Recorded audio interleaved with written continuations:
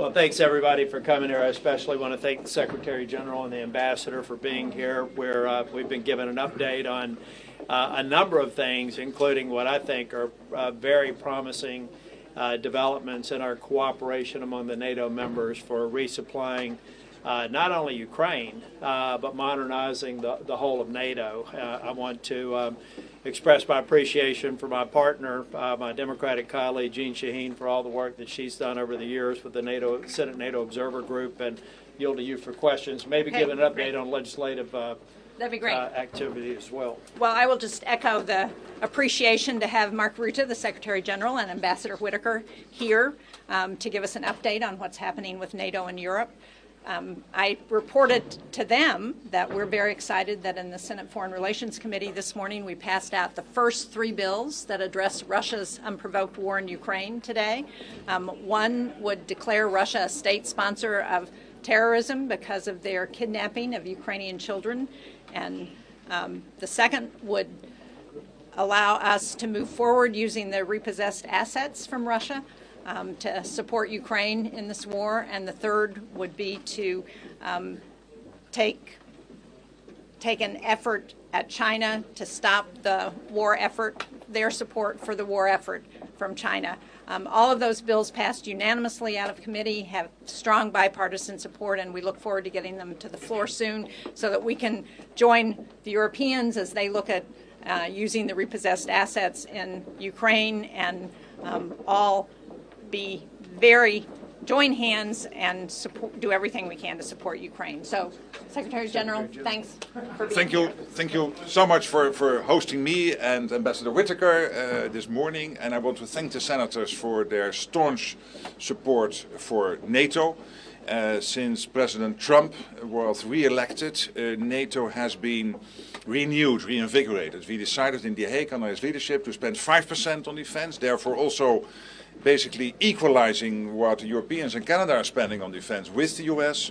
So the Europeans and the Canadians stepping up. Also when it comes to Ukraine, the President deciding to send weapons again to Ukraine, but paid for by allies. We are working very hard on that project. The first couple of billion of weapons already shipped into Ukraine from the US, paid for by allies. And of course Europeans stepping up when it comes to security assurances for Ukraine post a long-term ceasefire or peace deal. But of course we all pray for that to happen soon. I will see the President later today. We will discuss further how we from NATO can be helpful in delivering his vision of getting a full-scale peace in Ukraine, which of course we all pray for after his enormous success in Gaza. So again, thank you so much for hosting us, senators, and thank you for your leadership. We've got time for a couple of questions. Secretary General, Sky News, can we just ask, is your visit here at this moment not an indication that President Trump's meeting with President Zelenskyy on Friday was a total disaster?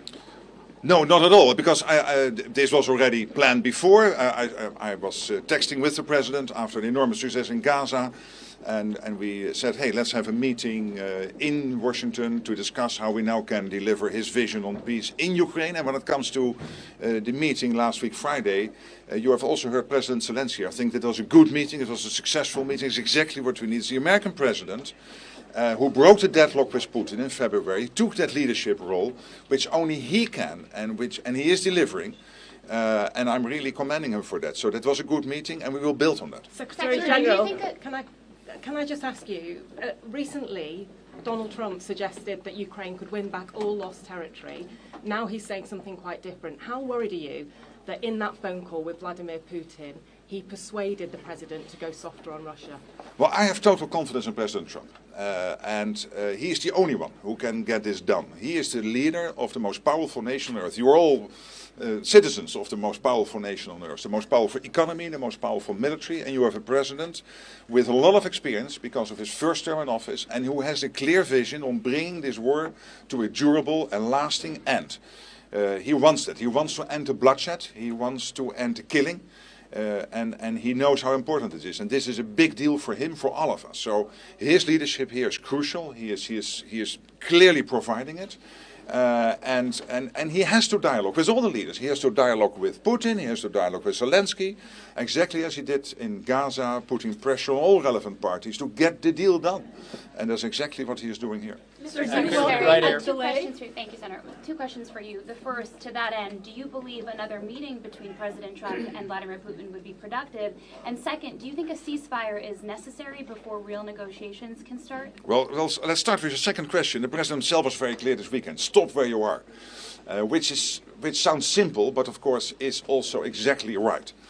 So I was I totally agree with him. Stop where you are. That's the main message. And again, we will dialogue this afternoon further, and I'm there to help him to deliver whatever NATO can do, me personally, the ambassador, all of us can do to help him to deliver on that vision. And clearly going forward, I cannot now predict exactly what type of meetings, in what type of setting will happen.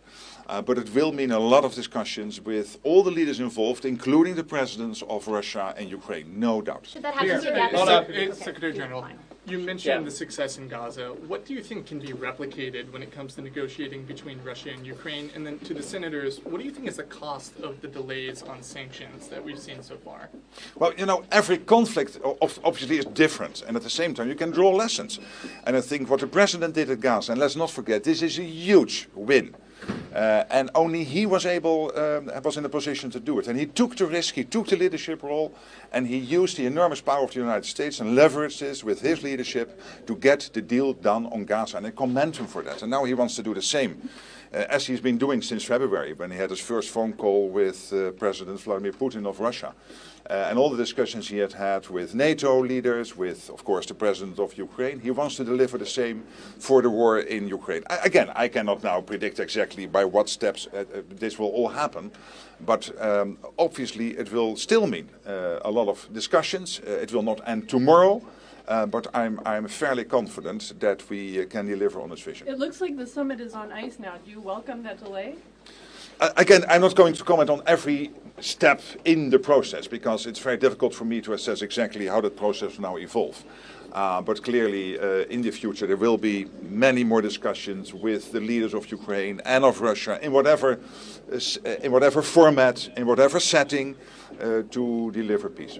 Thank you all. Just on the point of saying, one thing that we should be very clear with the Secretary General, we're having discussions about NATO allies putting 5% into meeting 5% standard for NATO support.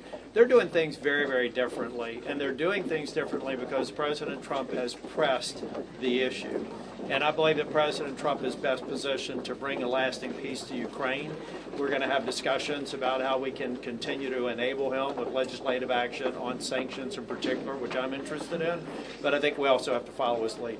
Thank you all very much. Are you planning to move these bills that you passed as a package? That hasn't been determined yet. Okay, thank you. Thank you. I think that's right.